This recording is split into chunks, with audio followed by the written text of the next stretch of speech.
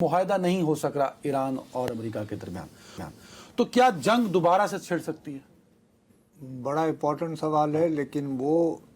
بات یہ ہے کہ ٹرمپ صاحب کے بارے میں آپ کیا کہیں؟ تو میں کہتا رہتا ہوں پل میں تولا پل میں ماشا۔ اب انہوں نے جو تازہ ترین ابھی ارشاد فرمایا، بالکل ہاں، اس میں وہ فرماتے ہیں، اردو میں آسان جتنا بے تیزی میں سے میں یہ ترجمہ کر سکتا ہوں کہ اگر ایران جو ہے وہ ہاتھ اٹھا کے اپنے آپ کو سرنڈر کر بھی لے، یہ مان لے کہ اس کی نیوی تباہ ہو گئی ہے اور اس کے سارے جہاز جو ہیں وہ سمندر برد ہو گئے ہیں اور ان کی ایئر فورس نہیں ہے، اور ساری جو فوج ہے وہ تہران میں ہاتھ پھینک کر، ہاتھ اپنے کھڑے کر کے آئی سرنڈر آئی سرنڈر آئی سرنڈر کہتے ہوئے سڑکوں پر بھی نکل آئے، تو کہتا ہے اس کے باوجود the failing New York Times, یعنی اپنے مخالف اخباروں کو، the failing New York Times, the China Street Journal یعنی Wall Street Journal, corrupt and now irrelevant CNN and brilliant and all other members of fake news media will headline that Iran had a masterful and brilliant victory over the United States of America. It wasn't even close. The dumb occurates, yani DOM نہیں کیا، and media have totally lost their way. Media اور Democrat party دونوں اپنا راستہ کھو چکے ہیں، وہ دونوں پاگل ہو چکے ہیں، یہ پریزیڈنٹ ڈی جے ٹی۔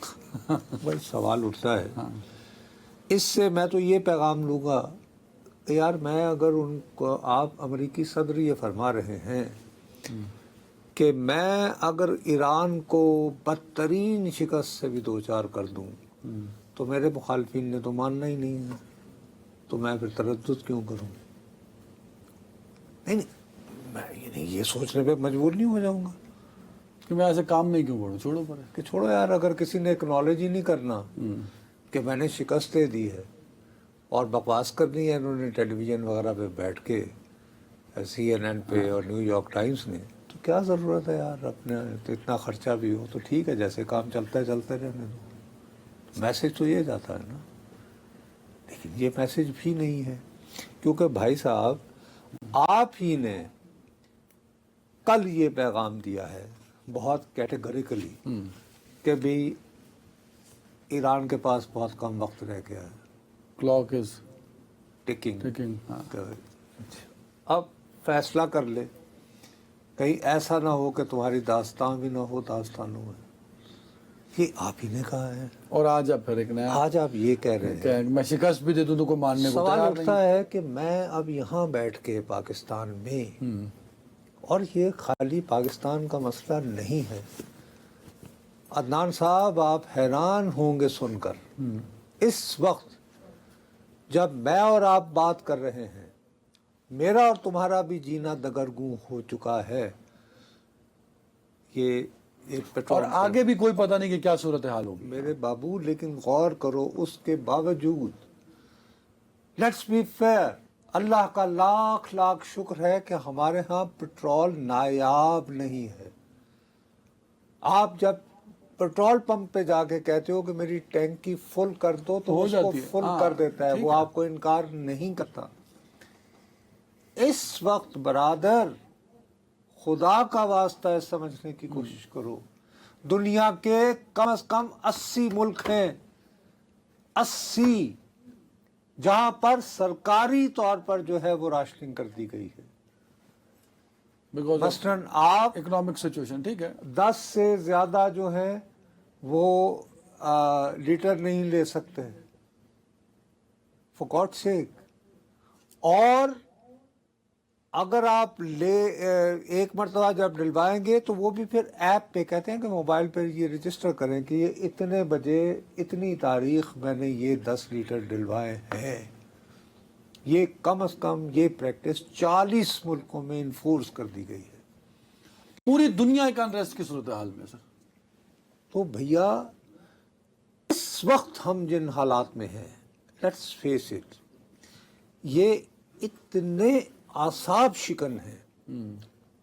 کہ بخدا بندہ تنگ آ کے کہتا ہے کہ یار اس سے تو بہتر ہے جنگ کر لو یار، مکاؤ بیچ میں، جرا رولا کٹا کٹی کرنا کر ایک لو، فیصلہ کرو۔ ٹرمپ خود اتنے کنفیوز ہیں, جان بوجھ کے کر رہے ہیں, کوئی تو سر وجہ ہوگی نا سر. میرا ایک پورا جواز ساری دنیا پیش کیا کرتی تھی, چین کا دورہ ہو گیا نا سر. لیکن وہ اس کا دورہ جو ہے نا, دیکھیے نا, اب چین وہ موصوف اس لیے گئے تھے, سوال اٹھتا ہے کہ کیا چین وہ جو سوچ کر گئے تھے جس کی بنیاد پر ہمارا خیال تھا کہ ایک بات کہ شاید وہ چین کہے کہ جی ٹھیک ہے آپ ایسا کریں کہ آپ صلح صفائی کر لیں اور میں آپ کا گارنٹر بن جاتا ہوں. ایسی تو کوئی کہانی نہیں. ایسی انہوں نے کوئی کہانی نہیں کی, بلکہ ہوا کیا, ہوا یہ کہ ان کی موجودگی میں چینی صدر نے, وہ بڑے ایک گہرے آدمی ہیں, انہوں نے وہ 2400 سال پرانے فلاسفر تھوسیڈیڈس کا ذکر کیا اور یہ کہا کہ بہتر ہے ہمارے لیے کہ ہم ہم اس کے بیان کردہ جال میں نہ آئیں, اس فلاسفر نے جو جال بنایا. اچھا, اس فلاسفر نے جو جال بتایا تھا اس میں یہ تھا کہ اس نے کہا تھا کہ ہر بڑی جو قوت ہوتی ہے, جو سپر پاور ہوتی ہے اپنے دور کی, اس پہ ایک وقت زوال آتا ہے, اور وہ وقت زوال جو ہے اس کا انجام یہ ہوتا ہے کہ جو طاقت ابھر رہی ہوتی ہے اس کے ساتھ کانفلکٹ میں آتی ہے تو اس کو ختم کر دیتی ہے. اور اس کے لیے اس نے مثال دی تھی, اسپارٹا اپنے دور کی سپر طاقت تھی, اس کے دبانے کا USA تھا, اور اس کے مقابلے میں ایتھنس یعنی یونان ابھر رہا تھا, تو یونان نے جو ہے اسپارٹا کو ملیا میٹ کر دیا اور ان کی داستان بھی نہ رہی. مطلب یہ بات وہ کہہ رہا ہے چینی صدر انتہائی مؤدب انداز میں, اور چلتے چلتے جیسے ایسے ہی نہیں آپ ایک یعنی فلک کر دیتے تو یہ کر دیا کہ بھائی صاحب آپ تو ایک مرتی ہوئی سپر طاقت ہیں, تو نہ چھیڑ ملنگانوں, تو آؤ بیٹھو اور بیٹھ کے گفتگو. ہاں, ساتھ انہوں نے یہ بھی کہا کہ نقصان آپ نے بلکہ بتایا بھی تھا کہ نقصان دونوں طرف ہوگا, یہ نہیں کہ یہ باتیں تو انہوں نے کی ہیں چینی صدر. لیکن آپ اگر انتہائی غور سے دیکھیں تو جب سے موصوف واپس آئے ہیں چین سے تو ان کی اکڑ فون کم ہے. یہ بہت انہوں نے وقفے کے بعد اس طرح کا ہنسی مذاق یعنی پکڑ پن کیا ہے. جو بات امپورٹنٹ ہے جو میں اپنے ذہن سے نکال نہیں پا رہا ہوں وہ یہ ہے کہ جب موصوف واپس آ رہے تھے تو انہوں نے فاکس نیوز کو انٹرویو دیا. ان کا شین ہینٹی بہت فیورٹ ایک اینکر ہے. آپ کو پتا ہے کہ امریکہ چین جانے سے قبل انہوں نے وعدہ کر رکھا تھا کہ یہ تائیوان کو ان کی خواہش کے مطابق جدید ترین اسلحہ دیں گے, اور وہ بلینز آف ڈالر کی ڈیل ہوگی. ٹھیک ہے, وہاں چین میں انہوں نے واضح طور پر یہ اندیا دیا کہ وہ فی الحال تائیوان کو اسلحہ روک دیں گے. اسلحہ روک دیں گے. بھیا جب اس طرح کی بات ہوتی ہے تو میرے جیسا شکی مزاج ذہن جو ہے یہ سوچنے کو مجبور ہو جاتا ہے کہ یار یہ کہیں ایسا تو نہیں ہے کہ ٹرمپ نے جو 2.5 گھنٹے الگ ملاقات ہوئی ہے چینی صدر سے, ان کو یہ کہا ہے کہ دیکھیے آپ تائیوان جانیں اور آپ جانیں, میں ان کو اسلحہ وسلح فراہم نہیں کروں گا. دریسنا برائے مہربانی میری بھی آبانا کا مسئلہ بن گیا ہے, مجھے آپ نائے حرمز کھلوانا ہے.